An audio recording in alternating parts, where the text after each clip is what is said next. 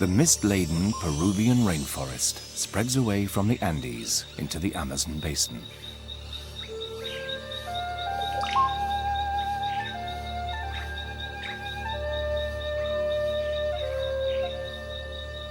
Countless lakes and rivers thread their way through the jungle, creating the perfect habitat for some astonishing wildlife.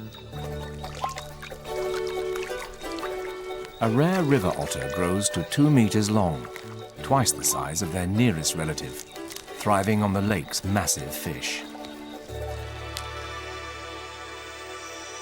At night, while the otters sleep, the lake's fish fall prey to the biggest alligator in the Americas, the black caiman. 6 meters of scales dwarf even the giant otter.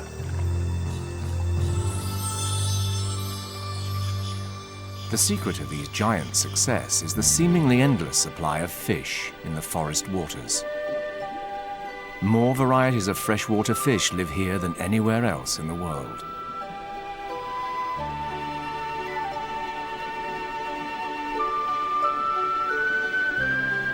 Not only do they support unusually large predators, they support them in unusually high numbers. This particular lake is called Sandoval, and it's home to a family of 11 giant otters. When Spanish conquistadors first discovered the otters, they named them Los Lobos del Rio, the river wolves.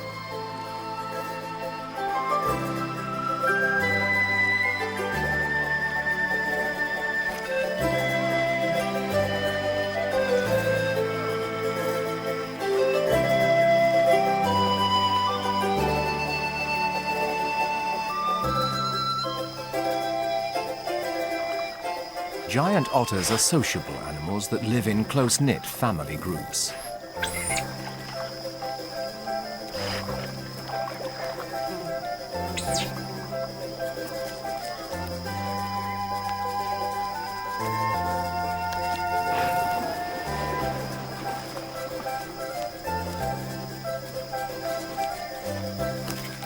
Adults pair for life and share their home with several generations of young.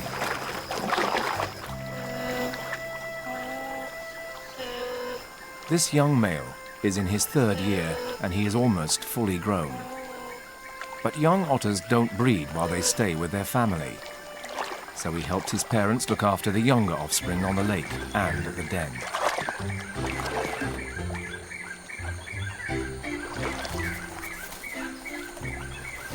This den is built high above the floodline of the lake and is home to all 11 otters.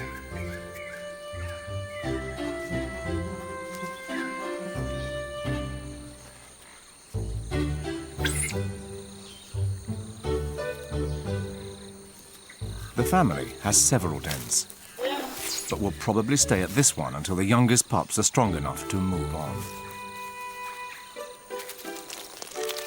The latrine near the den lets other otters know who is around.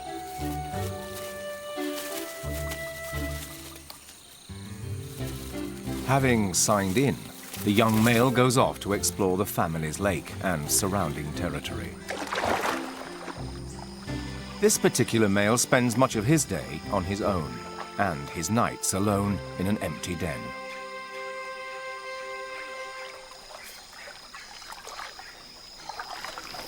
Giant otters relax around the lake at rest-ups. A rest-up, like this fallen tree, is a place where the family can groom, relax, and keep an eye out for any danger to the pups. Fully grown giant otters can reach 2 meters in length and 30 kilos in weight. Although they are bulky, they are powerful swimmers, aided by large webbed feet and a paddle-like tail.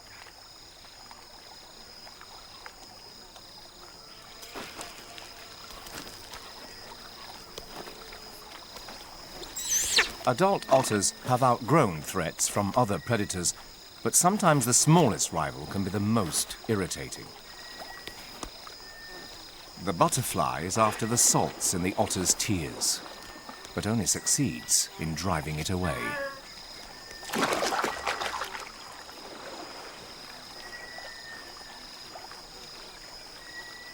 It's the mother otter who normally organizes the group, and she calls the family to hunt.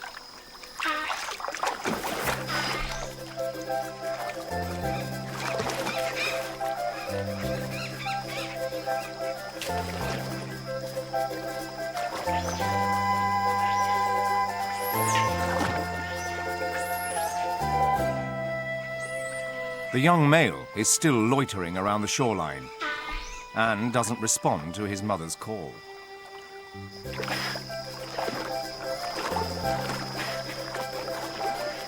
In the deeper water, they work as a group to seek out shoals of fish. But in the shallows, hunting is more of a free-for-all.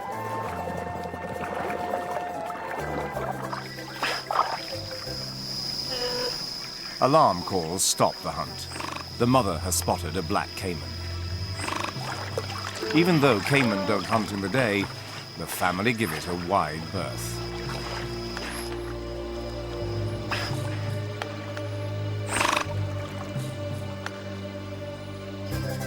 They head off up the lake to try the waters of the palm swamp instead.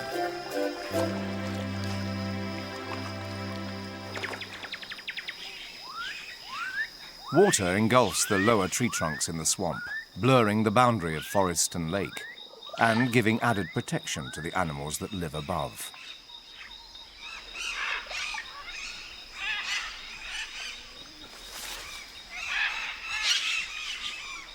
Blue and yellow macaws, one of the largest and most elegant parrots, make their homes in the plentiful moriche palms.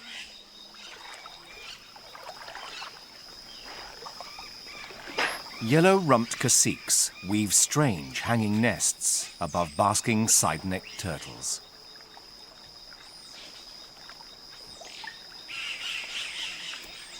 Fishing birds, like the anhinga, a relative of the heron, also share the lake and its fish.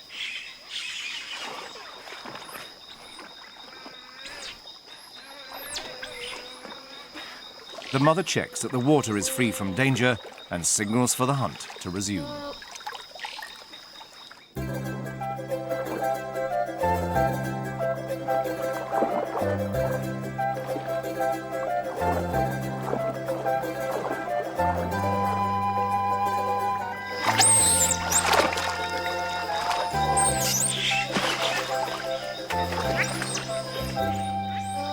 The sound of his family fishing proves irresistible to the young male, and he decides to join them.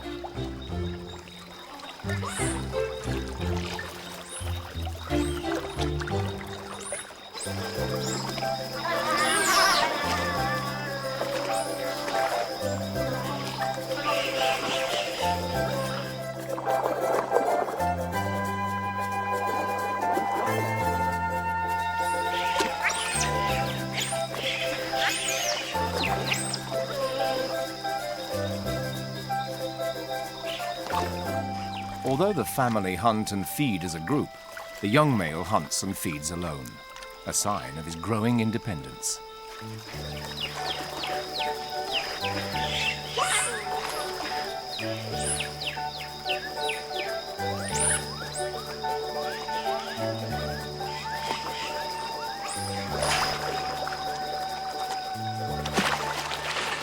The smallest pups are too young to catch fish and rely on the adults for solid food. Otters are fast swimmers and burn up large amounts of energy. They need to eat around 4 kilos of fish every day. If they are lucky, most of this can be gathered from a couple of large catches. Adult otters don't share their catch, but they do bring back fish for the young. Though some are not above stealing food from a baby.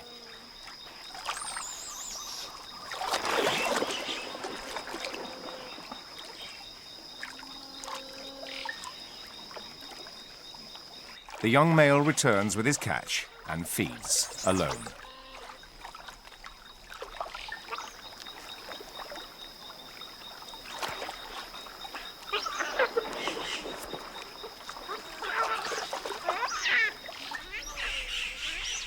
He spends little time with the rest of his family and doesn't seem to enjoy the company of other otters, young or old.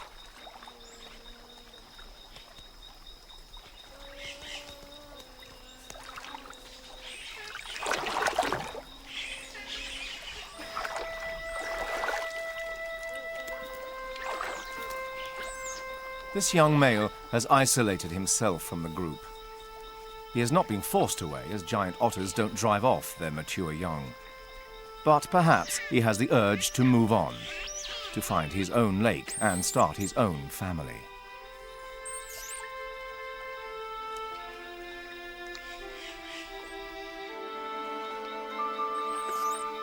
He has spent his entire life in the care of his family on Sandoval. Sandoval is a large lake, but it is lost within endless rainforest, cut off from other waterways. He must head out through the unknown forest if he is to find a lake of his own.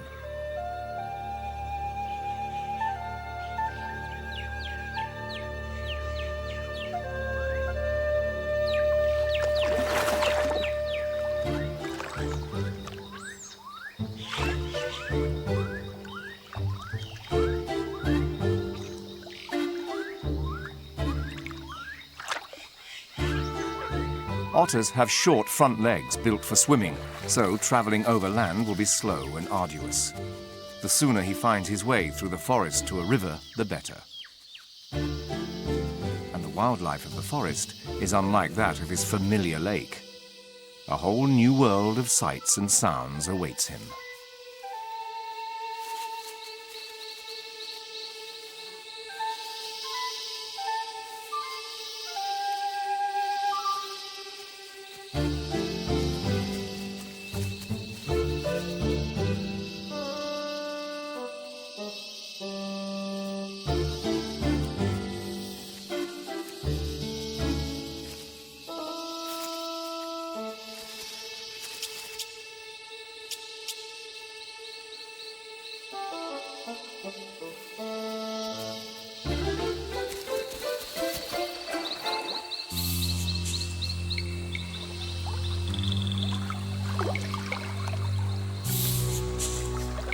Dangers lurk throughout the forest, and he no longer has the eyes and ears of his family to help him.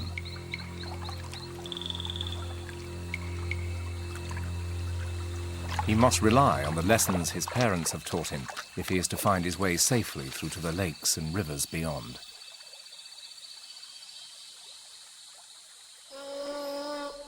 At some stage, all young otters will leave the security of their family, but we don't know what makes them go. Until they find a territory, they will travel alone, avoiding contact with other otters. Their chances of surviving the journey are low, less than half. These young travelers are known as solitarios, and it's this term that gives the young male his name, Solo. Little in Solo's upbringing has prepared him for the impact of man. This rusting steamer is a relic from when the river ran a different course. The river today is still a highway, and its fish feed many villages along its shores. But overfishing will destroy the natural balance. Solo has seen fishermen before, but he was with his family then. On his own, he is not so confident. His instinct takes him upstream instead.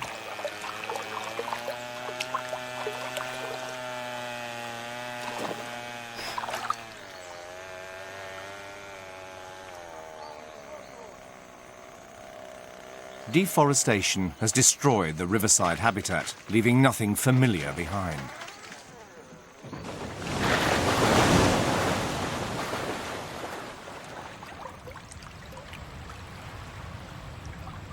Solo, like all giant otters, is very inquisitive, a tendency that leaves him vulnerable to man.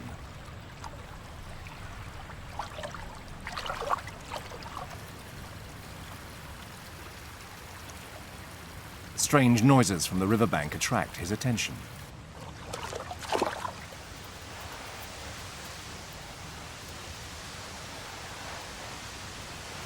The bank is being washed away in the search for gold.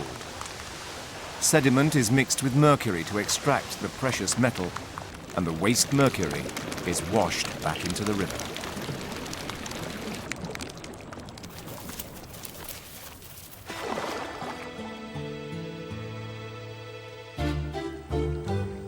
There is nowhere on the eroded bank to build a den.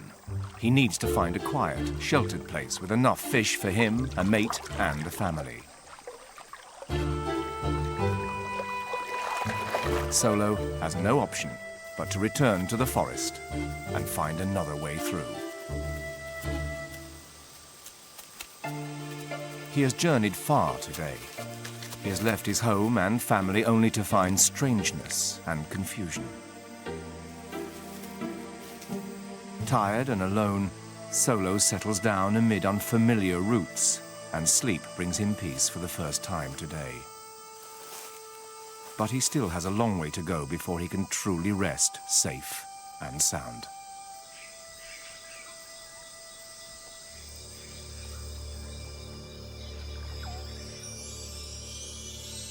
The late afternoon sun warms the waters of Lake Sandoval.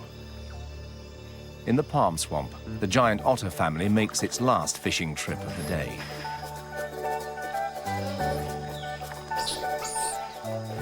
Their cries catch the attention of a palm tree, but go unnoticed by the youngest pup and his babysitter left back at the den.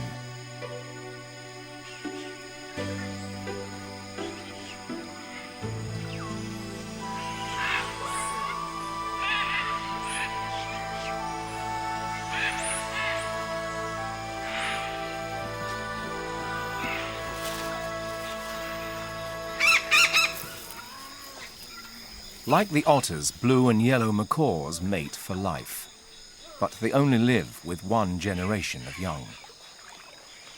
The otter family now hunts with some of their youngest pups in tow, training by example.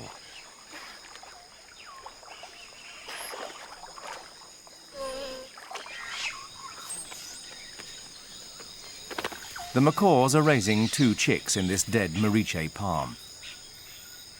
Both parents return at regular intervals to feed them.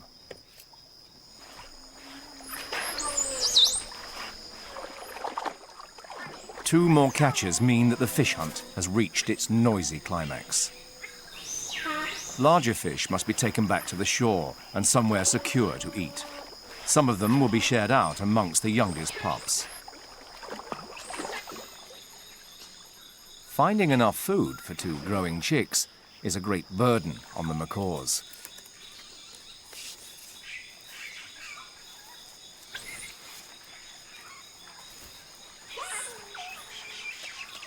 The hungry babysitter and pup are straight out for their share of food.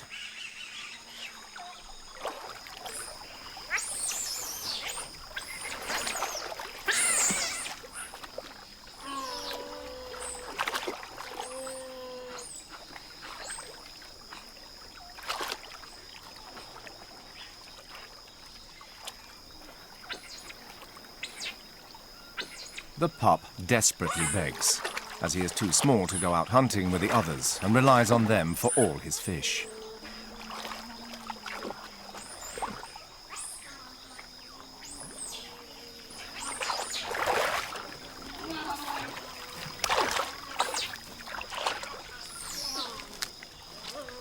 Giant otters are the most vocal of their kind, and their eerie calls fill the forest air for kilometers around.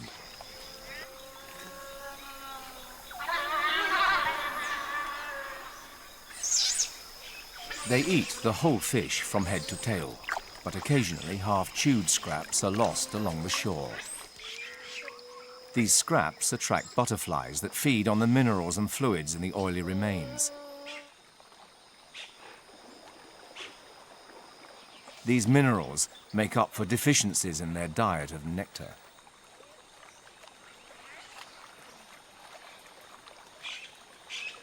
Butterflies are not the only opportunists. They feed alongside black caiman, but only the snack-sized babies. At this age, the caiman are vulnerable to many predators and live in small creches in the tangled roots of the shore. Any nearby scraps are welcome, as venturing out into the open water is almost certain death. However, feeding so close to a family of otters is courting disaster. Otters rarely take on an adult caiman, but can quite happily devour a baby. One day, the caiman will be formidable foes, but for now, they must wait.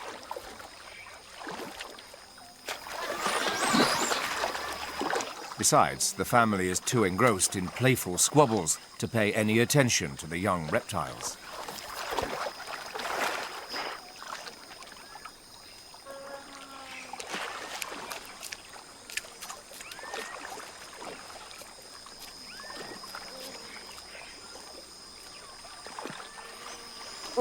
The little alligators go unnoticed, for now at least.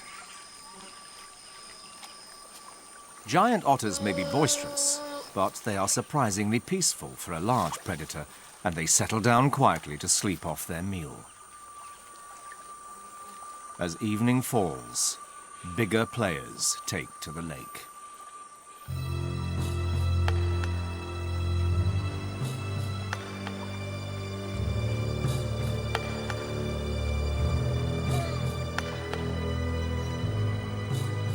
Black caiman move out into the open water.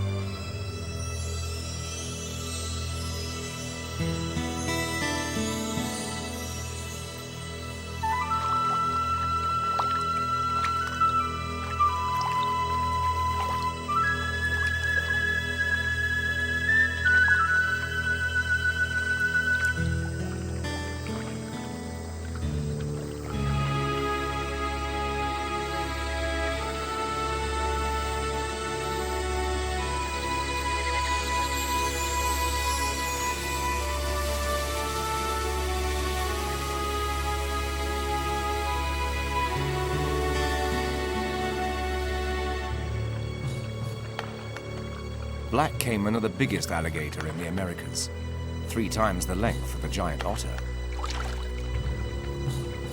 Their huge size means they are big enough to eat an otter, but usually not agile enough to catch one. Besides, otters hunt in the day and caiman at night, so conflict is rare. Fish provide the bulk of the caiman's diet, but they will eat anything that comes their way.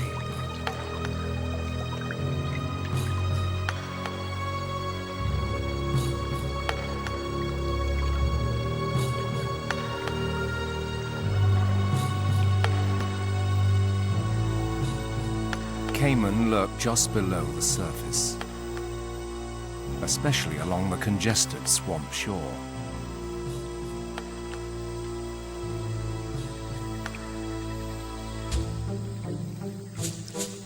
Baby caiman are no safer at night than in the day.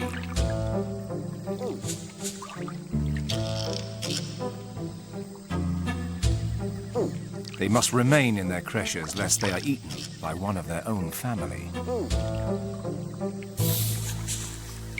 The swamp shore is also home to the largest predator of the forest waters, the anaconda.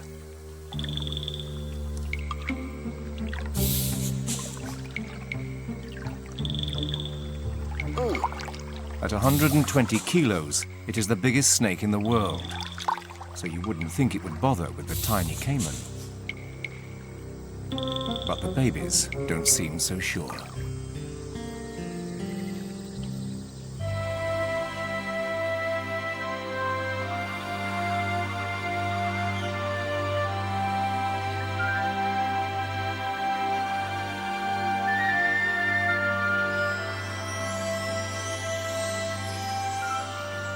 The sun rises on quiet forest waters many kilometers from Sandoval.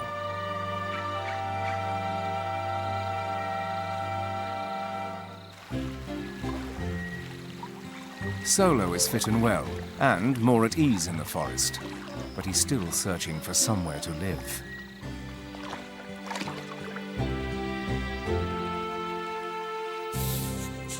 This stretch of water is home to a 6-meter anaconda.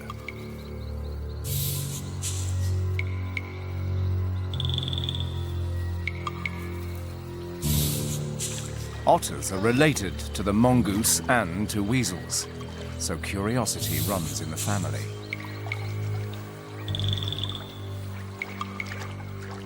Solo can't resist an encounter with a snake, no matter how large. A group of giant otters might drive the anaconda away, but a single otter is taking a big risk.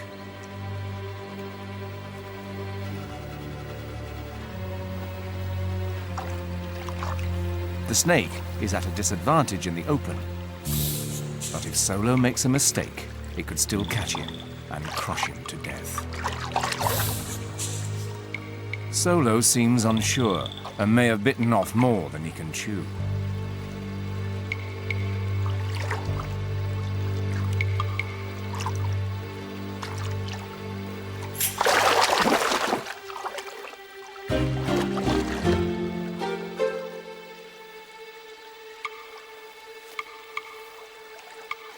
The serpent no longer holds his interest, and he leaves.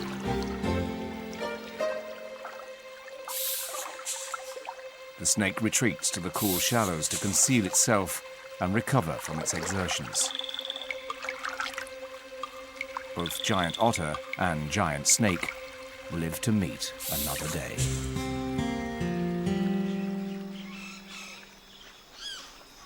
On Sandoval, the family spend much of each day grooming.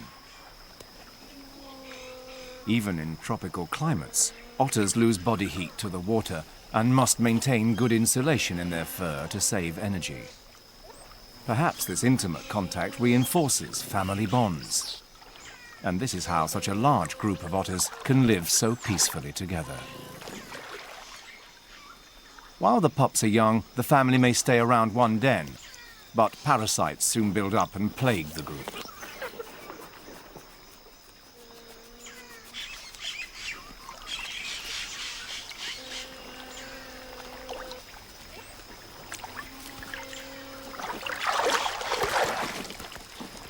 The day when the youngest pup is strong enough to move on won't come too soon.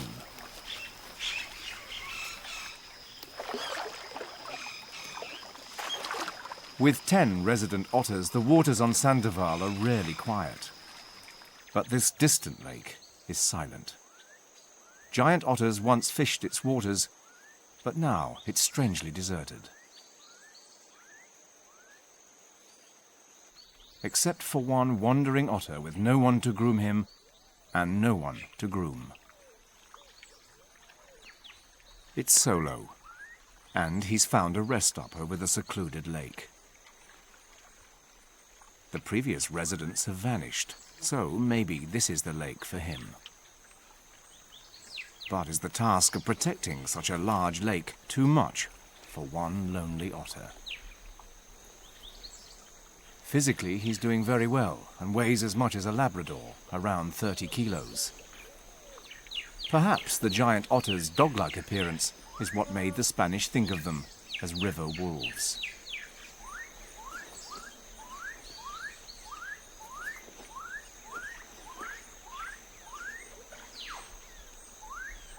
Finding an empty lake was Solo's first step, but it must be hard for a sociable animal to spend so long with only a flycatcher for company.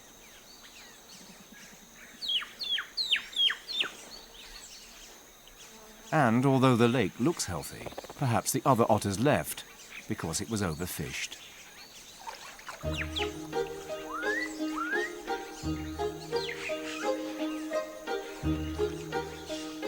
An anhinga is a good omen. If it can find food, then maybe there's some hope.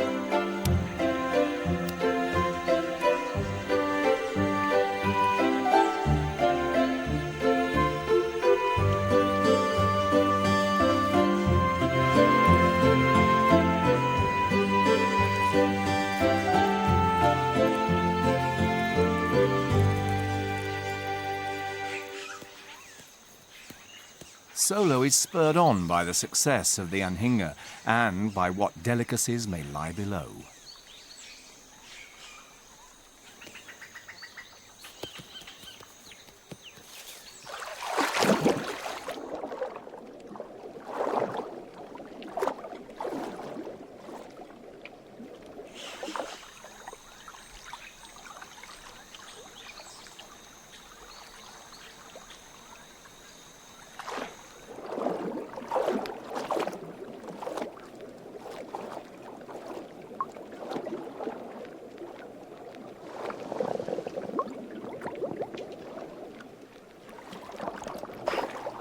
There seem to be plenty of fish in the lake, but not everything is going to plan.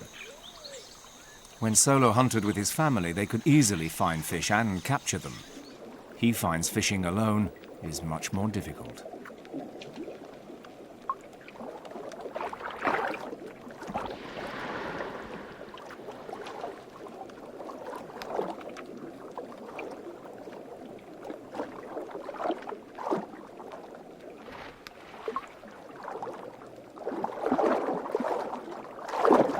At last, his first catch in his new home, a red piranha, a novelty in the otter's diet.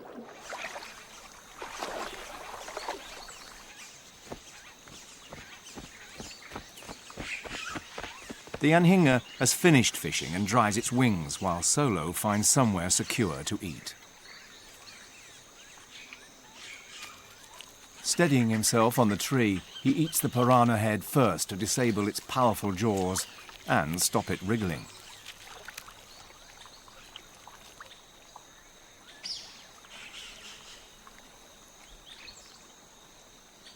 Finding the abandoned lake means that Solo's future may now be more secure. But he still needs to find a mate and raise a family. He is only halfway home. The Amazonian palm swamp is a unique place. Unlike the surrounding rainforest, it is permanently flooded and dominated by the moriche palm.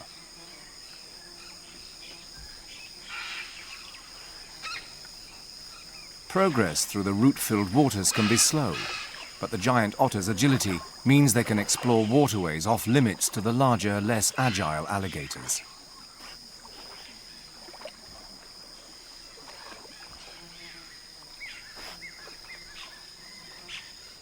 The palms are an important resource for the forest animals, not least for the fruits, which are rich in oil.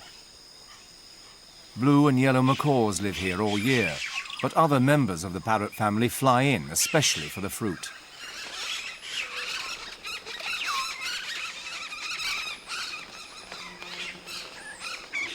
This indirectly brings the otter family here too.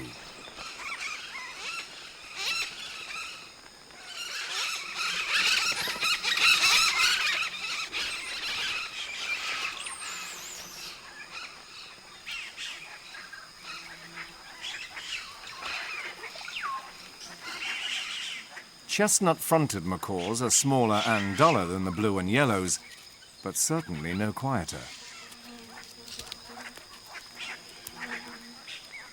With so much palm fruit around, the macaws are wasteful eaters and discard the fruit after only a few bites. But nothing goes to waste with the fish gathered below.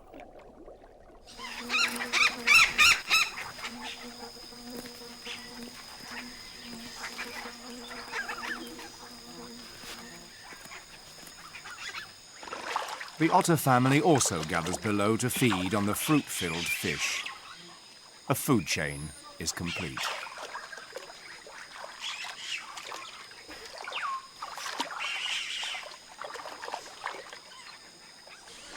The ever-present butterflies drink juices from ruptured fruits.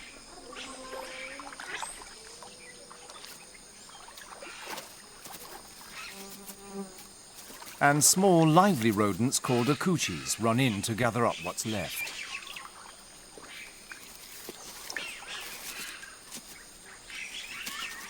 Akuchis eat their fill and then bury any surplus in caches. Sometimes they forget where these are and the buried fruit germinates. So these little rodents help secure the future of the palm swamp.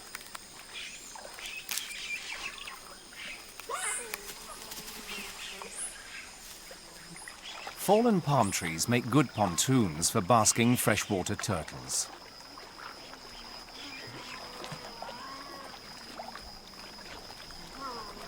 And even turtle tears contain enough minerals to be attractive to the butterflies. Palm trees also provide fibers for the woven nests of the yellow-rumped caciques. The calls and displays of the male caciques encourage the females to weave. Their colonies are often constructed over islands or wasps' nests to deter tree-climbing predators.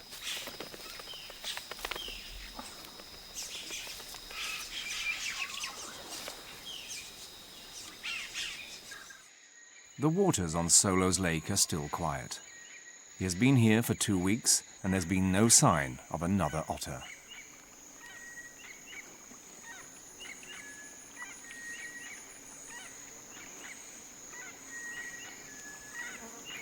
Just when it seems like he's condemned to a solitary existence, his morning reverie is disturbed by the cries of a young intruder.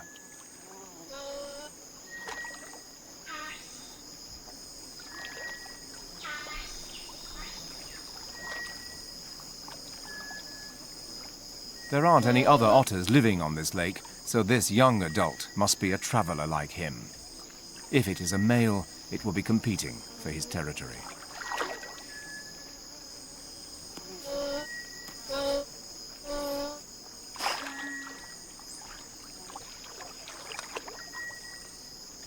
Solo must defend his lake or be on the move once again.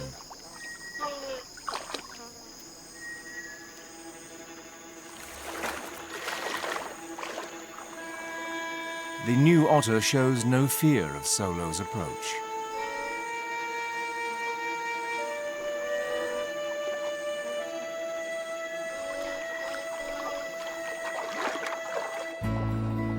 It's a young female.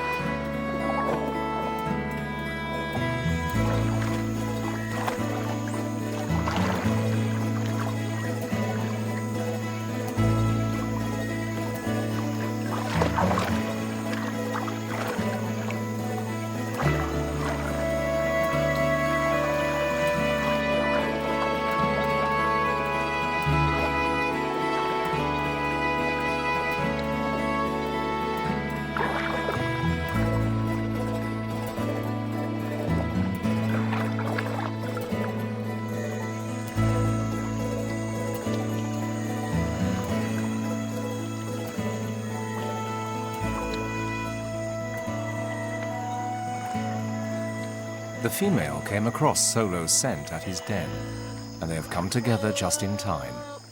It's October, and in a few days, the wet season will begin.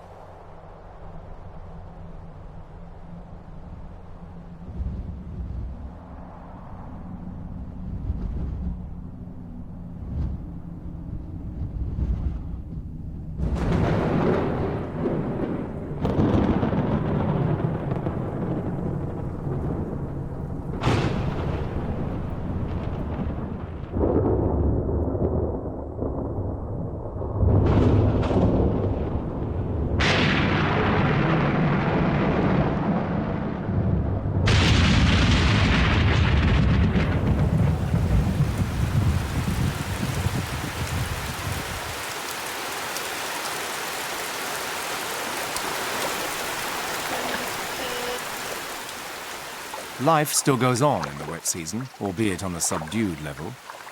The forest animals must fish, torrential rain or not. At this time of year, the Amazon basin holds a fifth of the whole world's fresh water. Half of the water is immediately recycled from the plants back to the clouds, only to fall again. The rest runs down from the Andes, where clouds drain their contents as they rise above the mountains.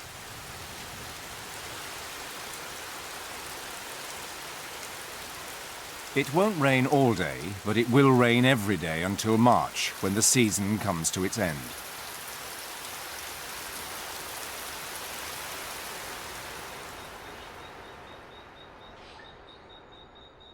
The air is hot, humid, and very heavy. But after 6 months, the rains have finally stopped.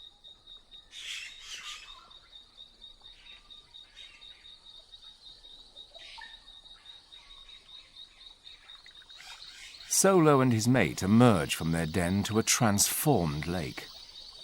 Only their highest rest-stops remain above water, and tree canopies spread only a few centimeters above the surface. The flooded forest greatly extends their hunting range.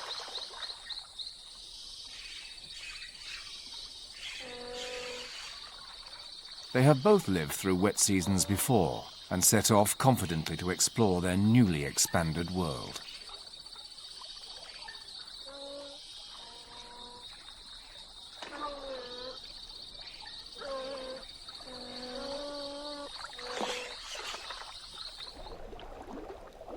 Unfortunately, the fish's territory has also expanded, and the flooded forest offers many hiding places to the otter's prey. Hunting in the root-filled waters would be more difficult than in the open lake.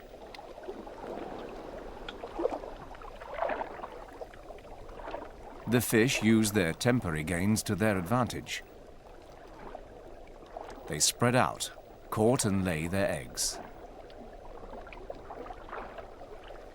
On Sandoval, the cacique eggs are long hatched, which is just as well as the swollen waters have engulfed the nests on the lower branches. Even the guardian wasps had to abandon ship.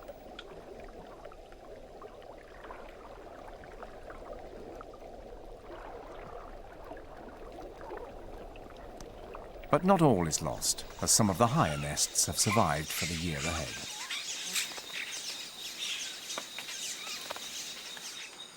The palm swamp is always flooded, so little has changed here. Macaws breed in the wet season, so the dry season brings new fledglings. Soon they will feed themselves, but they will stay with their parents for another year or so. Macaws aren't very successful breeders and don't raise families every year. 100 pairs may raise only 15 chicks in a season. A lack of suitable nesting sites doesn't help, so the moriche palms are an important factor in the continued success of these beautiful giant parrots.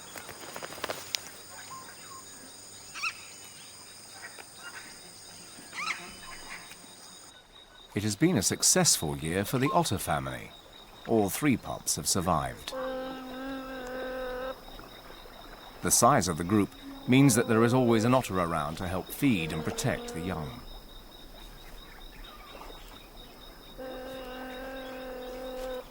Some of the young adults may soon follow in Solo's footsteps and leave the family to find territories of their own. But today these territories are few and far between. The otters evolved into giants because the waters here are so rich in fish.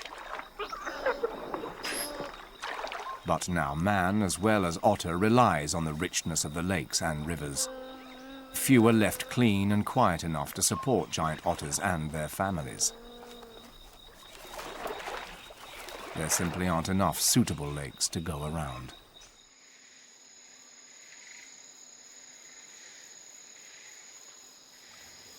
Solo and his mate have been lucky. They have found a territory, and they have found each other. And their luck hasn't stopped there.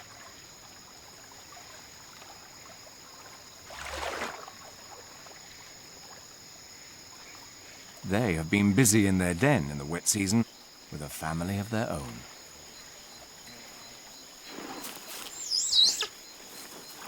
Cries from the shore introduce 3 nervous pups.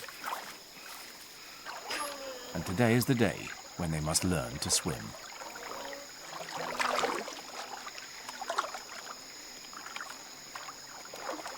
The pups are surprisingly awkward around water, but must master it if they are to reach their mother waiting for them at the rest stop.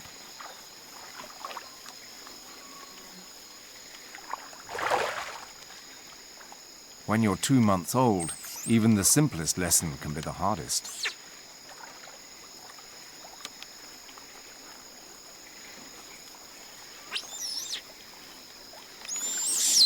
No amount of crying will induce their parents to come and fetch them.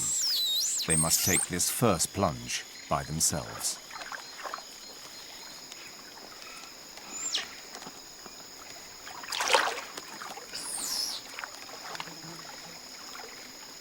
As soon as her pup has made the leap, the mother goes to the rescue.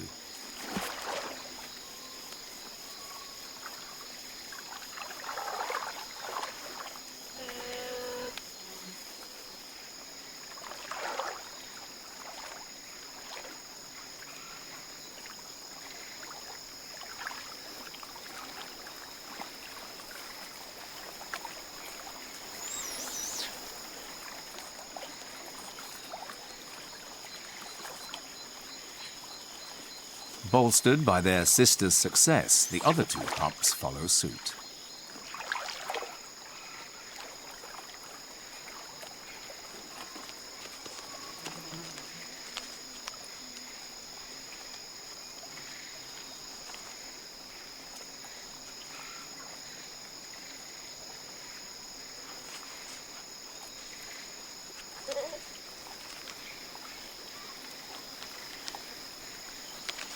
Otter pups are quick to learn and soon lose their fear of the water.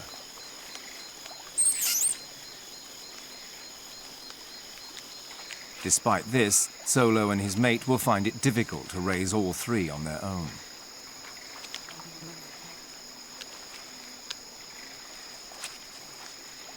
If all the pups survive, there will be 5 otters to help raise next year's litter. As the family grows, so will their chances of survival. In the meantime, Solo and his mate must rely on lessons learned from their own families.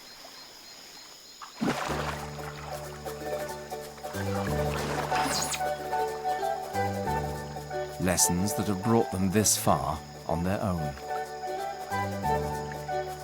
And lessons that, day by day, they will pass on to their own young.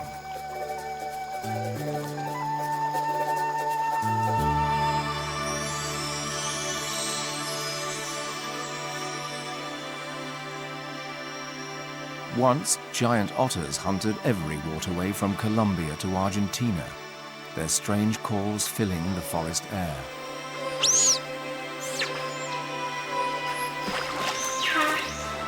Slowly, man took hold of their rivers and forests, and then the otters themselves, as the fur trade decimated their numbers. But Solo and his extended family are replenishing the otter population once again, even though they can never return to the rivers and lakes lost to man.